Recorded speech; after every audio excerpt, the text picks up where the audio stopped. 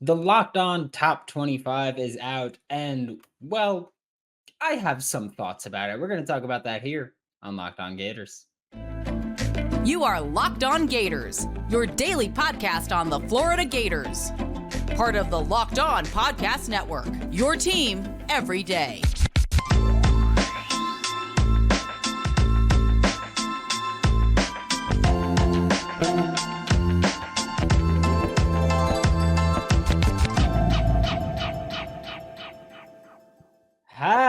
Hello and welcome back to another episode of Locked On Gators, part of the Locked On Podcast Network, your team every day. Thanks for making Locked On Gators your first listen of the day. We are available daily and free wherever you listen to podcasts.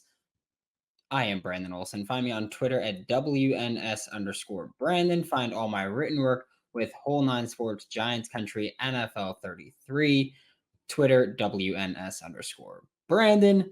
And we're about to talk about this Locked On Top 25 that just came out. But first, I am going to remind you that today's episode of Locked On Gators is brought to you by LinkedIn Jobs. These days, every new potential hire can feel like a high-stakes wager for your small business. That's why LinkedIn Jobs helps you find the right people for your team faster and for free. Post your job for free at linkedin.com/lockedoncollege. Terms and conditions apply.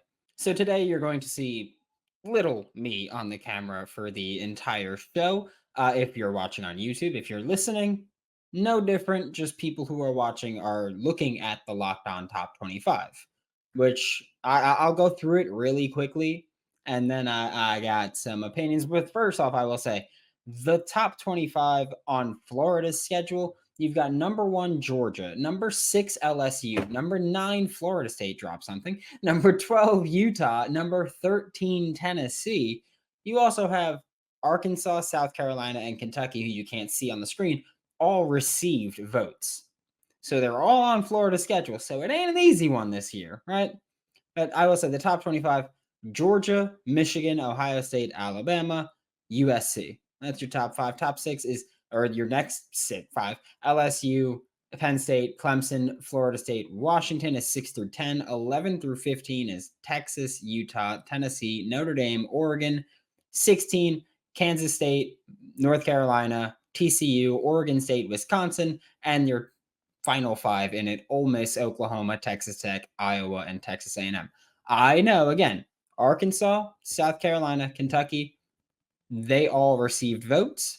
I know that Arkansas was included on mine personally. South Carolina and Kentucky were not on mine. I will also say Ole Miss.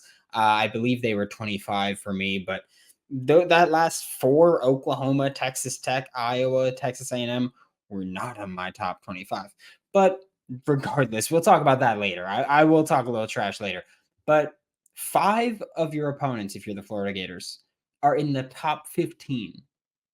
That is easily one of the most difficult schedules in the country.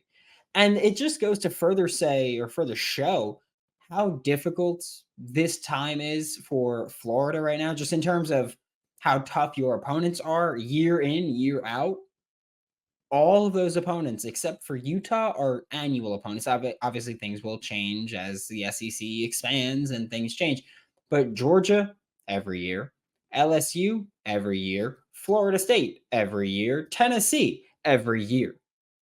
This is not an easy year for Florida. This is not an easy schedule for Florida. If you look at 2024, it gets even more difficult because you throw in Ole Miss and Texas, and they're on there, and it just gets more challenging. But we're not here to sit and cry. This is the University of Florida, right? I don't care if there's 5 top 25 opponents. I don't care if 12 of the Florida Gators opponents are in the top 25. I want Florida to win every single one of these. And yeah, it's going to be tough. You start off with number 12, Utah. It ain't going to be easy. However, if you can get things right early, you can start stronger. And we'll talk in a couple minutes about how Florida can get ranked here. But I think just looking at the sheer difficulty of the schedule, like, I know I sit here on this show week in, week out, and I say, I think Florida is going to win 6 or 7 games this year. That's not me saying, hey, Florida's bad. No, not at all. Florida's not a bad team. If we could go to 30, Florida would have been on mine. I will tell you, because this is voted on by Locked On College hosts specifically. I put this out. Florida was not on it. If we can go to 30, Florida would have been on it. I promise you that. Florida probably would have been 28, 29 for me. But I think for now, this is like, hey, show me something and you'll be right on. Which is the same approach last year was. It was, yeah, Florida might be close to it. Probably not, but might be close to it. Big win against Utah. You got right on there. But for me, like Florida's close to being on the top 25. I voted on this. I will tell you, I had LSU at 6 when I voted. I had Florida State at 5 when I voted. I think Florida State's a damn good football team. Like, this is not going to be an easy year. That's why I say, yeah, I think Florida's going to win 6 or 7 games this year. Because you win 7 games if you beat just the not top 25 opponents. You win 7 games. If you lose to Georgia, LSU, Florida State, Utah, and Tennessee, you still have a 7-5 record, and your only losses are in the top 15. Because I keep saying, oh yeah, Florida's got 5 opponents in the top 25. Florida's got 5 opponents in the top 13. That's the kind of schedule that we're talking about here. Like that's what we're talking about. 5 out of 13. 38.5% of Florida's opponents are in, or 38.5% of the top 13 are Florida opponents this year. Okay, this is not me saying, oh yeah, Florida's going to have 6 or 7 wins because I don't think they're going to be good. No, this is me saying they got a damn tough schedule this year. That's why I think Florida's going to have 6 or 7 wins. I think that Florida probably wins at least one of those 5 ranked matchups. However, I acknowledge that I am a Florida Gators fan. I'm used to getting my heart broken. Florida's probably going to drop a game that they shouldn't at some point. Maybe it's Arkansas. Maybe it's South Carolina. Maybe it's Kentucky. As long as it's a good opponent, I'm like, okay, I can live with it. But for me, looking at this, like, that's why I say 6 or 7 wins. It is not indicative of, hey, Florida's not good. No, it's indicative of Florida's schedule is going to be tough as a mother trucker this year. That's what I'm saying about it. That's where I'm going with, things might be a little tough if you're a Florida Gators fan this year because you got a damn good schedule. That's what I'm focused on. That Florida program building, absolutely. But this year and next, you have an incredibly difficult schedule because the teams that, whether they're always on your schedule or they're one-offs or home and homes, whatever it may be, right now it's aligning where all of your opponents, or the huge majority of your opponents, are pretty damn good.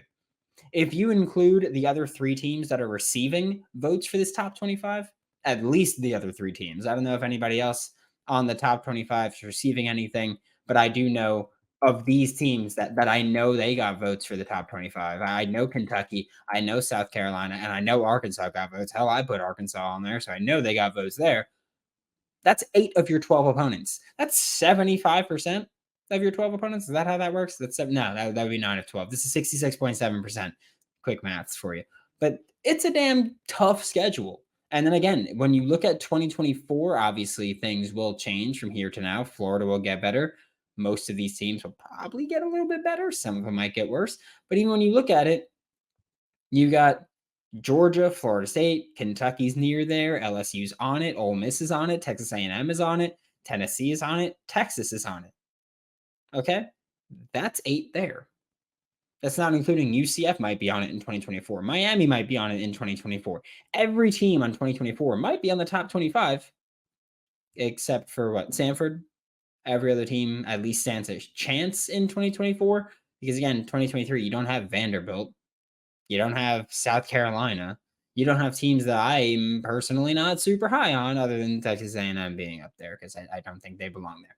But now we are going to take a look at how Florida can get ranked here. Before I do that, though, today's episode of Locked On Gators is brought to you by LinkedIn Jobs, because these days, every new potential hire can feel like a high-stakes wager for your small business. You want to be 100% certain that you have access to the best qualified candidates available. That's why you have to check out LinkedIn Jobs. LinkedIn Jobs helps you find the right people for your team faster and for free. With simple tools like screening questions Makes it easier for you to focus on candidates with just the right skills and experience so that you can quickly prioritize who you'd like to interview and hire. That's why small businesses rate LinkedIn Jobs #1 in delivering quality hires versus leading competitors. LinkedIn Jobs helps you find the qualified candidates that you want to talk to faster. Post your job for free at linkedin.com/lockedoncollege. That's linkedin.com/lockedoncollege to post your job for free. Terms and conditions apply. Florida has the opportunity to get ranked immediately in 2023. Okay. Florida opens versus Utah. You win that, and you are immediately guaranteed a spot in that top 25 by people who have working brain cells. And I'm saying this knowing that my coworkers are the people voting on this. If Florida beats Utah and Florida is not in the top 25, you do not deserve a vote. That's how I'm shaking things up. If Florida beats Utah week 1 and you don't include Florida in your top 25, you don't deserve a vote for any of the top 25s that we ever do for the remainder of the season. For Florida, like this year's schedule is tough, but I do love the way that it's laid out because at least unlike last year, in my opinion, 2023 gives the Gators a chance to either build momentum or stop negative momentum. Because when you look at Florida's schedule for this year, you start against Utah, who for us is ranked number 12 in the country. If you beat Utah, 1, you're ranked immediately. And 2, then in week 2, you play McNeese, which should give you a winning streak, right? Week 1, Utah, week 2, McNeese, winning streak. Works out right there. In 2023, you start with Utah and you lose, hypothetically, then you have an immediate bounce back game versus McNeese. You look at week 3 and it goes the same way. You have Tennessee, who is number 13 for us, number 11 according to like their most recent rankings. But by the way, new rankings will come out for the AP today, so there will be that. This afternoon they come out, but right now for us, Utah's number 12, Tennessee's number 13. Week 3, you play against Tennessee. It's also in Gainesville. Big advantage there. If you beat Tennessee, then you could be starting a 2 or 3 game winning streak. If you lose to Utah, then it could be 2 games by beating McNeese, then Tennessee. But Utah, tough game. Then you have opponent. Like you have a game that you should dominate. Tough game, dominate. Tough game, dominate. Tough game, dominate. Because you have Utah, tough game, McNeese, dominate. Tennessee, tough game, Charlotte, dominate. Kentucky, tough game, Vanderbilt, dominate. That's how things should work out. Like, that's why I like how this year's schedule is set up a little bit because it staggers. Again, if you beat Utah, continue momentum, continue just continue building that momentum, continue that winning streak by beating McNeese. You beat Tennessee, continue that momentum, continue that winning streak by beating Charlotte. You beat Kentucky, continue that by beating Vanderbilt. Because I'm telling you, Vanderbilt ain't winning this year. For 2 reasons. 1, Vanderbilt ain't winning 2 in a row against the Florida Gators. And 2, Vanderbilt ain't winning in Gainesville. Simple as that. Okay? It's truly as simple as that. If Vanderbilt, they can't beat Florida twice in a row and they can't beat Florida in Gainesville. So you could just scratch those off. Not happening. Okay?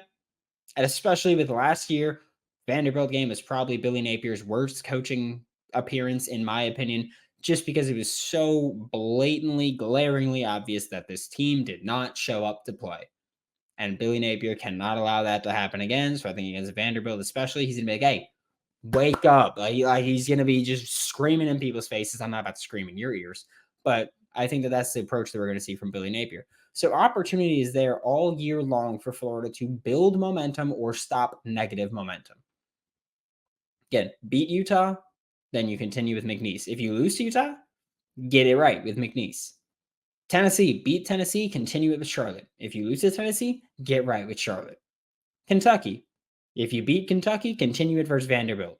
If you lose Kentucky, get right versus Vanderbilt. So I think that's one of the things I love about the schedule is there's so many opportunities for the Florida Gators to either like start winning streaks or stop a skid, which there shouldn't be many skids because I think the first half of the year, and by the first half, I'm breaking it down by bye week, not by actual games because you play 7, and then you have the bye, and then you wrap up with the final 5. But in that first leg of the year, there should be no 2 losses back to back. You can lose 2 or 3 games, but there should be no 2 losses back to back. Because you have Utah, McNeese, you can't lose to McNeese.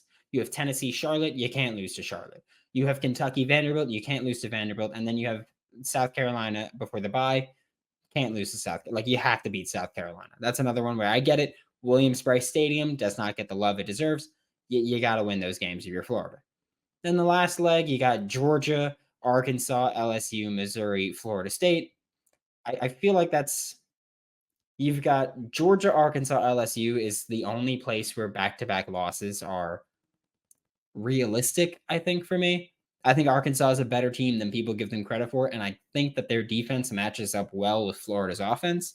So I think there you might run into a little bit of trouble. But even then, that game's in Gainesville. So Florida, if Florida's home, I expect you to win the game. Like I expect you to beat Tennessee. I don't care how difficult it is. I expect you to win in the swamp. Florida State, I expect you to win that game. It might not be logical. It might not be the smart thing to say. And I know that I like to be logical. And I like to say, yeah, realistically, Florida State should win that game. But I'm saying no. I expect you to. I understand Florida State should win, but Florida, I expect you to win. I don't care how good I think Florida State is. I don't expect them. I don't expect you to allow them to come into Gainesville and walk away with a win. No, that ain't what I'm expecting. So Georgia, Arkansas, LSU, the only 3-week stretch where I could see you losing 2 games in a row or more. Because Georgia and LSU are going to be damn tough. Arkansas, I think, matches up well against Florida. Now, we'll wrap up by talking about just this top 25 because I will keep it real with you. Like I said, I didn't include Florida on mine. They would have been there if I had a top 30, but I didn't have a top 30, and so that's not how this works. But I will say that yes, I did not have Florida on mine. I will also say I don't know why Penn State is number 7. They're number 7 on our poll. I think I had them at 12 or 13. They shouldn't have been there. They should not have been number 7. And I understand, yes, other people vote, and obviously it's all thrown together, and that's how they decide it. I disagree strongly with Penn State being number 7. USC being 5 is weird to me because maybe this is just not like maybe we had different approaches to it, but the way I put this poll was like I'm not putting you in the top 5 to 8 if I don't think you're a legitimate competitor or a legitimate contender. I think I put USC 9 or 10 because the way that I look at it is look, I know Lincoln Riley's team. I know Lincoln Riley's program. I know what he does. I know how things work out. In the late 2010s, early 2020, I was covering the Big 12 through 2020, actually. I was covering the Big 12. Okay. Lifelong Florida Gators fan, but I was covering the Big 12 then. I know what Lincoln Riley does. I know how Lincoln Riley approaches things. And I know his coaching staff. And I know the way he builds his program is not a kind of team that is going to legitimately be a championship contender. You can make the playoff. I don't care. You're not winning the championship because that's not the kind of thing, especially in the Pac-12. Like his defenses are always so awful, and the system is just built to not be nearly physical enough to handle Utah multiple times or any team that's going to make the playoff. Because whether it's Georgia, Michigan, Ohio State, Alabama, LSU, Florida State, they're going to punch you in the freaking mouth if you're USC. So Lincoln Riley does not belong in the top 5, does not belong in the top 8, if we're being honest. He just doesn't belong there. Okay, like most of these teams I'm fine with. I think I had Utah at 11. They ended up being 12. I had Texas at 10. They ended up being 11. I think one of the biggest differences where we had was Notre Dame. I had like 23rd. You don't scare me, Notre Dame. That ain't happening. So I think with Notre Dame, yeah, I think I had them at like 22, 23, like in that range. But I feel like the last 5, like or 6, we'll say, from 20 to 25, things went off the rails. Okay, like I feel like things got a little hectic here because you look at 20, it's Wisconsin. I get it. Luke Fickle came in. They've got Tanner Mordecai at quarterback. They're a program on the rise. Do we really think that they're gonna be top 20? Like, do we honestly think they're a top 20 program right now? Wisconsin? Excuse me? Also, like, I know that we're not supposed to necessarily do this, but like I put into this like where I think you might end up. Like where I think you're going to be winding up because of your schedule, your wins. And like I get it. Wisconsin's is not that difficult. The only top 25 team you have to play, or I guess according to Locked On's list, the only 2 top 25 teams you have to play, Ohio State and Iowa. Aside from that, it's relatively easier, right? But you're probably going to lose a couple games that you probably should in Wisconsin because even though you got Luke Fickle, you still don't have a good football team, right? And then you look at like 21 Ole Miss, sure, whatever. They could be there. Their offense is fun. They're probably going to disappoint again, as always, because that's what Lane Kiffin does. Oklahoma at 22. I didn't put them in my top 25. I'm not going to lie to you. Brent Venables, after what he did last year, what he showed last year, no, you're not being in my top 25. You win a damn meaningful game. And then, yeah, we'll talk about it. But I feel like Oklahoma last year came in with all this hype to just be so disappointing week in and week out. And they had so many times where it's like, yeah, they're building things. First off, they didn't have to build that much because Lane Kiffin or Lincoln Riley had been there. Sorry, I get confused with my overrated offensive coaches sometimes. Lincoln Riley had been there building the program. He had them as contenders for a huge majority of the time. It did.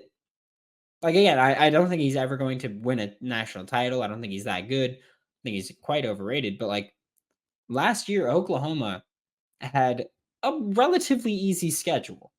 Like, TCU was a tough team that you played, and TCU beat the crap out of Oklahoma. Texas beat Oklahoma 49-0.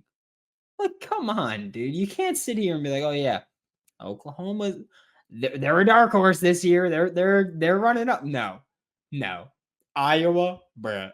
Like with all the gambling scandal going on and Iowa being Iowa, like the fact that Iowa had multiple players on their team, on their offense, bet the under, that goes to tell you the kind of coach that Brian Ferentz is.